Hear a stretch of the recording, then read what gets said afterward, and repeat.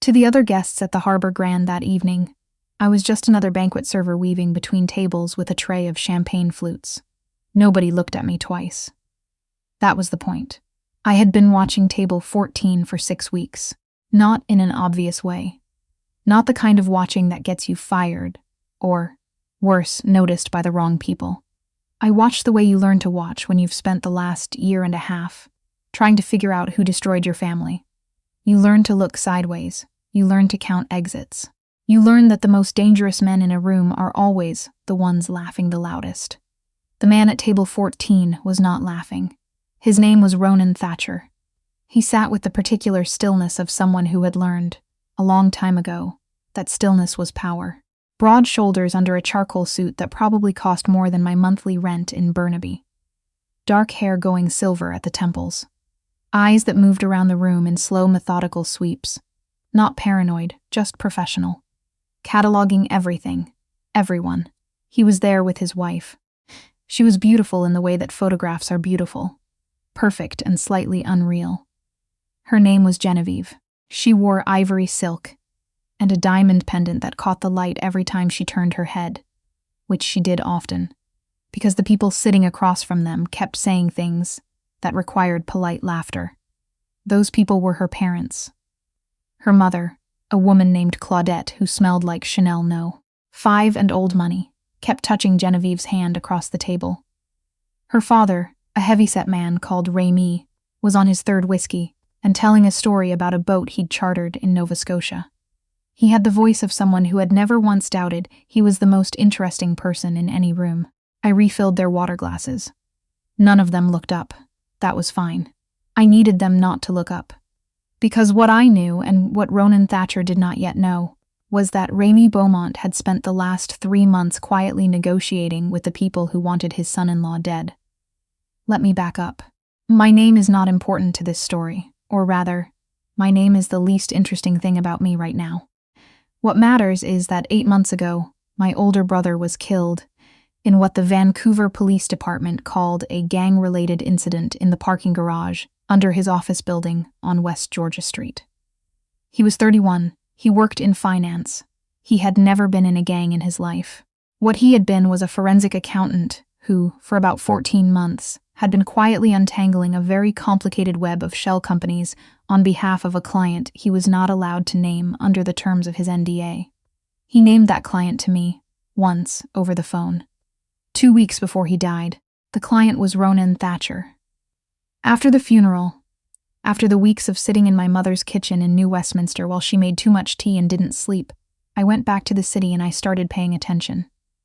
Not to the police investigation, which stalled almost immediately and produced nothing, to the money, to the people around it. My brother had left me encrypted files on a hard drive that I didn't know existed until I found it taped behind the drawer of his desk when I was cleaning out his apartment. It took me 3 months to get into them. When I finally did, I understood why someone had killed him. The files pointed to Rémi Beaumont, not directly. Nothing in my brother's work was ever direct. That was what made him good at what he did. But the threads were there. A numbered account in the Cayman Islands, with patterned withdrawals that matched deposits into a holding company registered in Alberta. That holding company had one director, a man named Jeffrey Strand, who was, as far as I could determine, Rémi Beaumont's personal lawyer. The money was being siphoned out of Ronan Thatcher's operations, and Rémi was the one siphoning it. My brother had figured it out, and then he was dead. I am not a private investigator. I am not law enforcement. I have a degree in hospitality management from BCIT and, until 8 months ago, a job coordinating events at a hotel in Yaletown. After my brother died, I took a leave of absence, and then I applied for a casual banquet server position at the Harbor Grand, because I had learned that Ronan Thatcher hosted or attended events there 4 to 6 times a year, and because I needed to get close enough to do the only thing I could think to do. Warn him. I know how that sounds. Trust me, I have had many conversations with myself about how that sounds. But here is the thing about having a brother who gets killed and watching the investigation go nowhere. At some point, the waiting starts to feel like a choice, and I chose to stop waiting. The fundraising gala was for a children's hospital foundation. One of those events where people pay $3,000 a plate and feel good about themselves for a few hours. The room was the Harbor Grand's main ballroom, with the floor-to-ceiling windows overlooking Burrard Inlet and the North Shore Mountains going blue in the October dark. It was, objectively, a beautiful room. I had spent the last 6 hours setting up tables in it, and I could not tell you what it looked like, because I had been watching the door. They arrived at 7:42. Ronan first, with the measured pace of a man who never hurries, because hurrying implies something can catch you. Genevieve on his arm, laughing at something he'd said in the elevator. Her parents behind them, Claudette with a new fur stole, Remy already scanning the room for people worth talking to. I watched Remy's eyes stop, briefly, on a man standing near the bar. The man near the bar was named Carver. I didn't know his last name. What I knew was that I had seen him twice before, in photographs.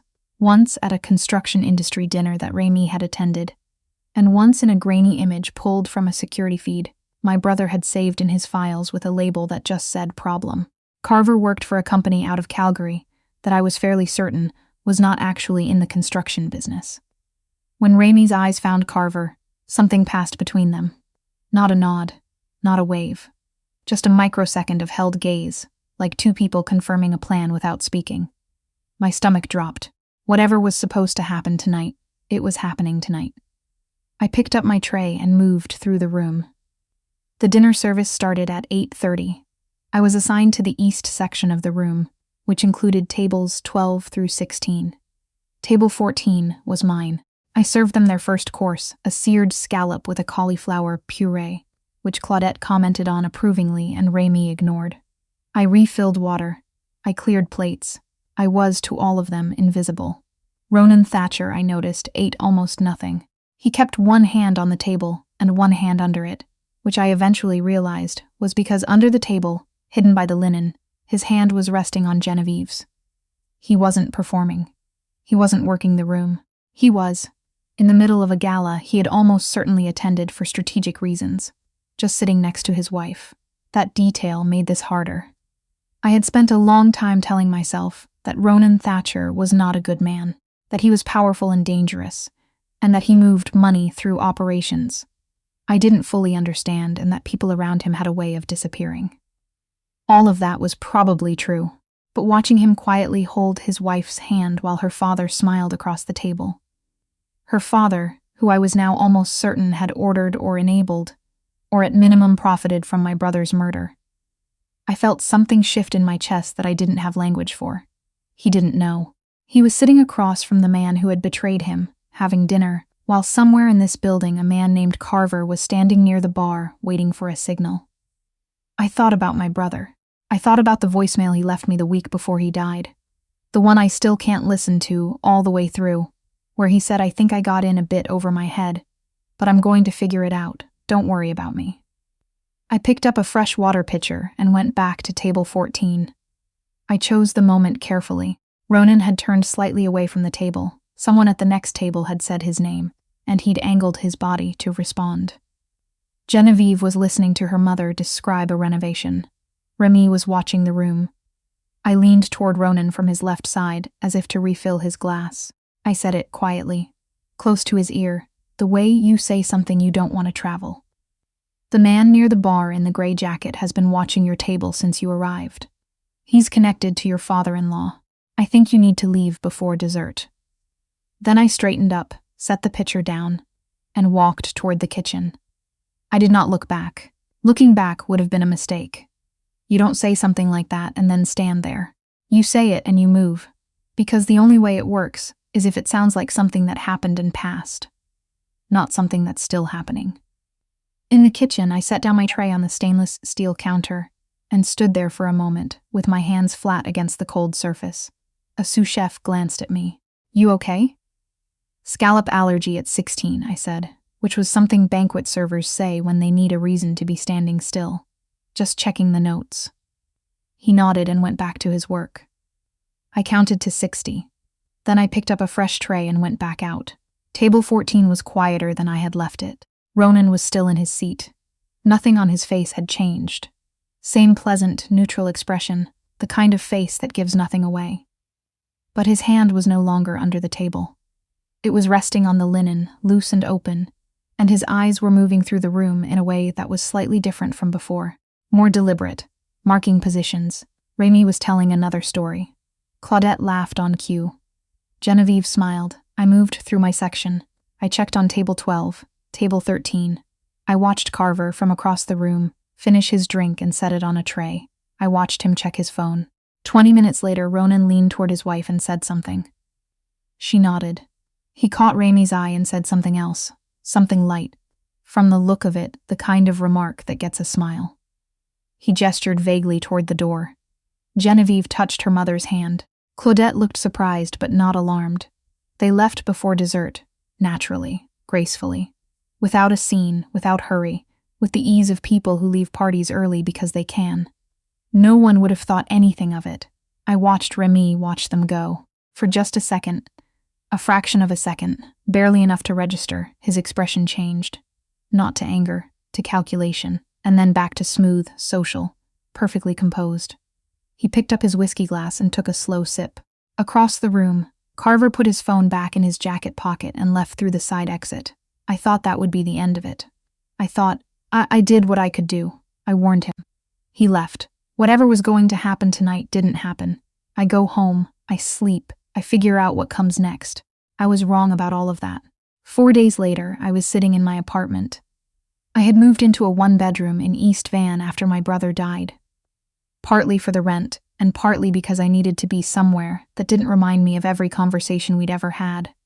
When someone knocked on my door at 8 in the morning, it was not the kind of knock that sounds uncertain. I looked through the peephole. There were 2 men in the hallway. One I didn't recognize. The other one I did, because I had been watching him for 6 weeks. I opened the door. Ronan Thatcher looked different in daylight, less formal. Dark jeans, a gray wool jacket. The silver at his temples was more visible. He looked like someone who had slept maybe 3 hours and had decided that was enough. "You're the server from the Gala," he said. "You found my address," I said. "I'm motivated." He paused. "Can I come in?" I stepped back. He came in alone. The man behind him stayed in the hallway, which I understood was not a request. Ronan walked into my kitchen, a small galley kitchen that suddenly felt even smaller, and looked around with the particular attentiveness of someone mentally photographing things. He looked at my brother's hard drive, which was sitting on the counter next to my laptop, because I had been working late. He looked at me. "Who are you?" he said, so I told him. All of it. My brother, the files, the shell companies, the pattern of withdrawals, Remy's lawyer and the numbered account, the Gala, Carver, why I had taken a job as a banquet server at a hotel where he occasionally attended events. I don't know what I had expected. Anger, maybe. Disbelief. What I got was silence. The long, specific kind of silence that isn't empty but full. He sat down at my kitchen table, the same kitchen table where my mother and I had sat the morning after my brother's funeral, not speaking, just holding our coffees, and he put both hands flat on the surface and he stayed there for a long moment. Then he said, "How much of this is documented?" "Most of it," I said. My brother was very thorough. He was quiet again. Then, "Your brother's name was Mark." It wasn't a question. "Yes," I said. "I know," he said. "I've been trying to find out who killed him for 7 months." That is not the sentence I expected. I want to be clear about that. I had walked into this situation with a fairly complete story in my head.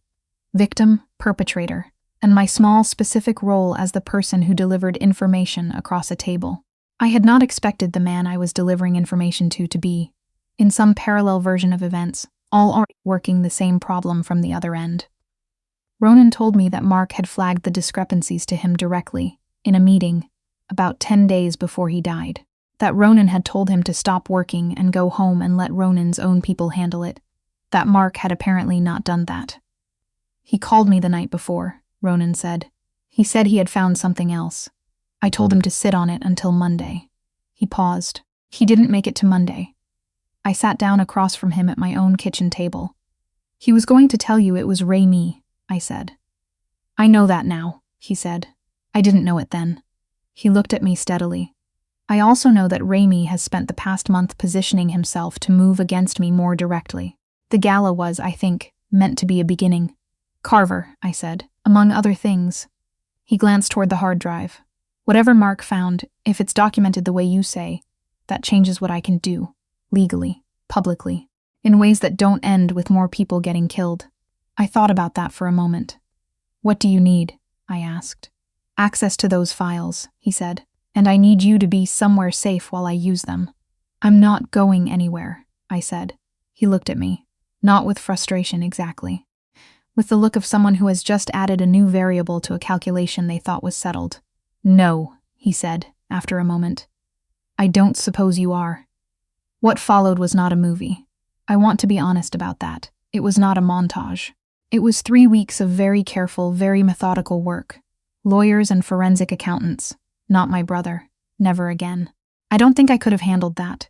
And one very long meeting in an office tower in downtown Vancouver, where people in expensive suits said very little and wrote things down on notepads that were collected at the end. Ronan's people worked through the files. They corroborated the accounts, traced the transfers, established timelines.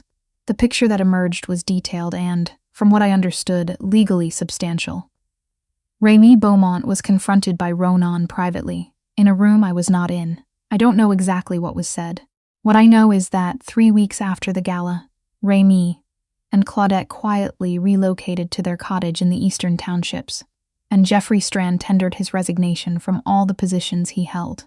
And a few months after that, a referral arrived at the RCMP's Financial Crimes Unit, anonymously, from a source I can't name, that contained documentation related to the death of a forensic accountant named Mark, who had been working a case in Vancouver. The investigation is ongoing. I follow it the way you follow things that matter to you and that you can't control, obsessively and from a distance. Genevieve found out the truth about her parents in stages, the way people usually find out things that are too large to absorb all at once. Ronan told her some of it. Her mother's silence told her more. The last I heard, she and her mother were not speaking. I heard that from Ronan's assistant, a woman named Pearl, who called me 2 months after the gala to say that Ronan wanted to meet. We met at a coffee shop on Commercial Drive, which felt deliberately ordinary, like he was trying to normalize whatever this was. He looked better than the last time, like he'd slept. He said, I owe you something I don't know how to give you. I said, You don't owe me anything, he said. Your brother worked for me. He found something dangerous. I told him to wait and he didn't. And he was right not to wait, and I was wrong to ask him to. That's on me. I looked out the window at the street. It was November by then, one of those flat gray Vancouver November days, where the mountains disappear and the light goes thin and the whole city feels like it's waiting for something. He would have liked that you said that, I finally said. Ronan nodded slowly. I want to offer you something, he said. Not as payment. I understand this isn't payable. But I have a team that works specifically on financial accountability, tracing money, finding where it goes, understanding how it moves. People who are good at what they do and who work on the right side of the law. He paused. Your brother was good. I suspect you're not without abilities of your own, given what you pulled off over the past several months. I looked at him. You're offering me a job. I'm offering you a conversation about a job, he said, which is different. I thought about my apartment in East Van, the hard drive on my kitchen counter, the voicemail I still couldn't listen to all the way through, the months of watching, waiting, sidelong glances, and water pitchers and counting exits. When? I said. Whenever you're ready, he said. I went home that day and I sat in my apartment for a long time. I made tea I didn't drink. I thought about Mark. I thought about the night of the gala. The weight of the water pitcher in my hand, the 8 words I had said into the space beside a man's ear, the walk back to the kitchen where I stood with my hands on the cold steel counter and thought, whatever happens next, at least I tried. Mark had tried too. He had found the thread, pulled it, followed it, refused to stop even when someone told him to. He had not survived it. That is a truth I will carry for the rest of my life, and there is no version of this story where that gets easier. But here is the other truth. The thread he found didn't end with him. He handed it to me, in a hard drive taped behind a drawer, in a voicemail I'm not ready for yet, and I carried it as far as I could carry it, and someone else is carrying it now, toward something that might look, eventually, like justice. That's not nothing. My brother, who was thorough and careful and believed in documentation, would have understood that. I called Pearl back the next morning. I said I was ready for that conversation. The city outside my window was still gray, still November, still waiting, but somewhere beyond the cloud cover, the mountains were there. They always are. You just can't see them all the time.